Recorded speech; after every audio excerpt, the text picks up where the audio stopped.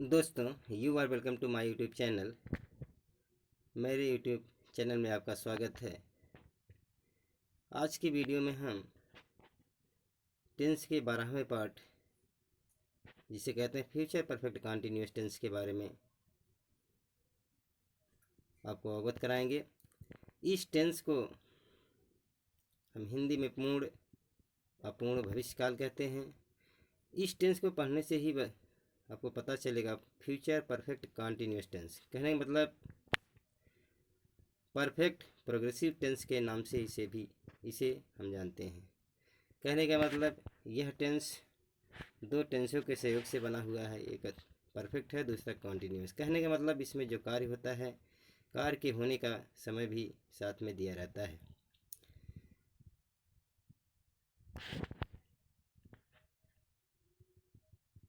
इसमें क्या होता है, कार्य भविष्य में आरंभ होकर किसी विशेष समय तक जारी रहेगा। और इसका जो डिफिनेशन है, this tense is used to describe an action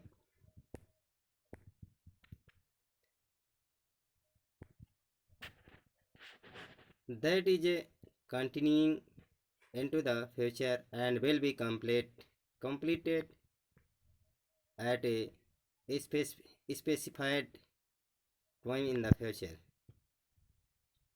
कहने का मतलब इस टेंस में भविष्य में कार्य होते रहने की समय सीमा भी दी जाती है। जो आपने डेफिनेशन ऊपर देखा, उसका मतलब यह हुआ कि इस टेंस का प्रयोग किसी कार्य को व्यक्त करने के लिए किया जाता है जो कि फ्यूचर में क्या होता है, लगातार अनवरत जारी रहता है और will be completed at a specific और विशेष समय के साथ फ्यूचर में यह समाप्त होता है। इस तरीके से देखा जाए तो इस टेंस में कार्य के होने का जो समय रहता है वह दिया रहता है और इसकी पहचान होती है इस काल के वाक्य के अंत में रहा होगा, रही होगी, रहे होंगे, रहा होगा के साथ साथ समय भी दिया रहता है। दोस्तों, यदि आप इस वीडियो में इस चैनल को पहली बार देख रहे हों, जुड़े हों, तो आपका इसमें स्वागत है तथा आपसे मेरा रिक्वेस्ट है कि वीडियो को अंत तक ज़रूर देखें और साथ साथ में अगर वीडियो को आपको अच्छा लगता है तो निश्चित रूप से चैनल को सब्सक्राइब करें और दोस्तों में शेयर करें, साथ साथ में लाइक अवश्य करें। अब आगे देखते हैं अफर्मेटिव सेंटेंस। अफर्मेटिव सेंटेंस जिसे कहते हैं सकारात्मक वाक्य।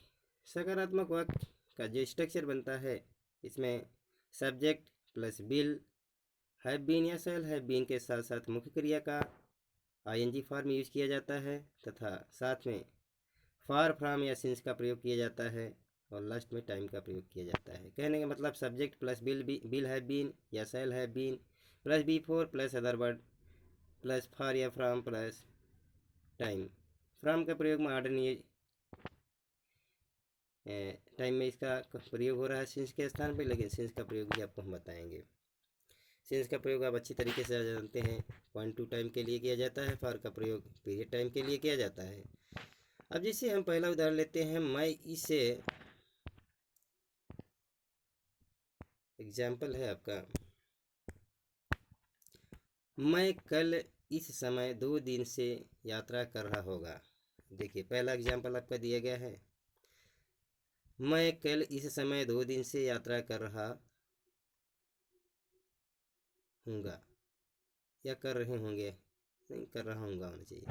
तो I shall have been travelling for 2 days, 2 दिन, 2 days at this time tomorrow. तुम कल कई घंटे तक अपना समय नष्ट कर रहे होगे। You will have been wasting your time for many hours. You will have been wasting your time for many times. इसी प्रकार से राम 4 घंटे से खाना खा रहा होगा। Ram will have been eating the food for 4 hours। तो इस प्रकार से तमाम उदाहरण के साथ जो है हमने इस सेंटेंस को समझा। और अगला सेंटेंस आपका जो नेक्स्ट है वह नेगेटिव सेंटेंस है। नेगेटिव नकारात्मक।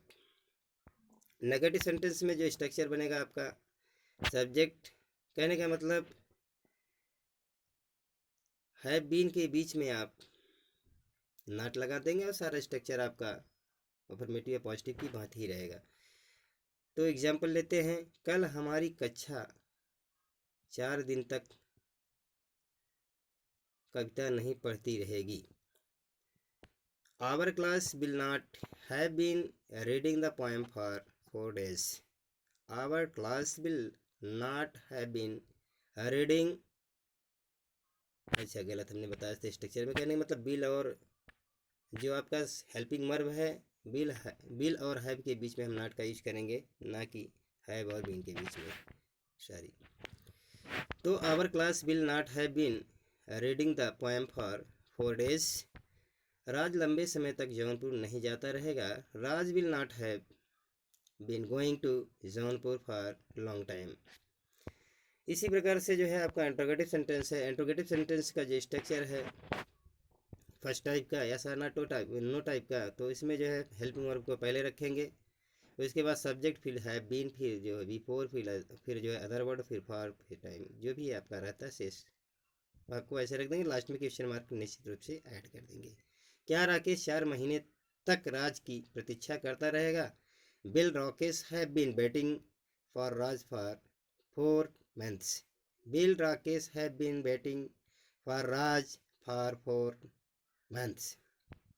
अगला है नेक्स्ट एग्जाम्पल आपका है, क्या वह 2 घंटे तक वहाँ खेल रहा होगा? Will he have been playing there for 2 hours। और लास्ट स्टेप जो आपका है W H type, second type का जो आपका क्वेश्चन है वह है डब्ल्यू एच फैमिली का। डब्ल्यू एच फैमिली में जो स्ट्रक्चर बनता है, क्वेश्चन वर्ड को पहले रखते हैं, फिर बिल या सेल को रखते हैं, फिर सब्जेक्ट, फिर हैव या बीन, हैव बीन को, फिर बिफोर, फिर अदर वर्ड, फिर फॉर, फिर टाइम को हम रखते हैं। कहने का मतलब क्वेश्चन वर्ड्स प्लस बिल या shall plus subject plus have been plus before plus other word plus for plus time plus एक क्वेश्चन मार्क। तो एग्जाम्पल है, वे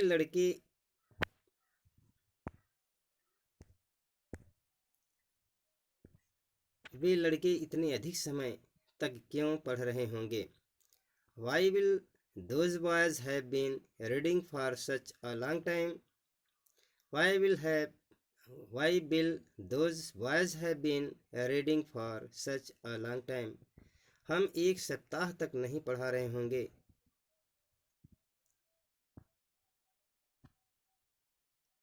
हम 1 सप्ताह तक वहाँ नहीं पढ़ा रहे होंगे। तो यहाँ हो जाएगा where shall be have been teaching for a week. तो इस तरीके से जो है हम पूरे सेंटेंस को, पूरे जो है इस टेंस को, जो आज टेंस का अंतिम और लास्ट भाग था, हमने इनके इस तरीके से पूरे टेंस को हमने 1 by 1 पूरा पढ़ लिया और पढ़ा चुके हैं।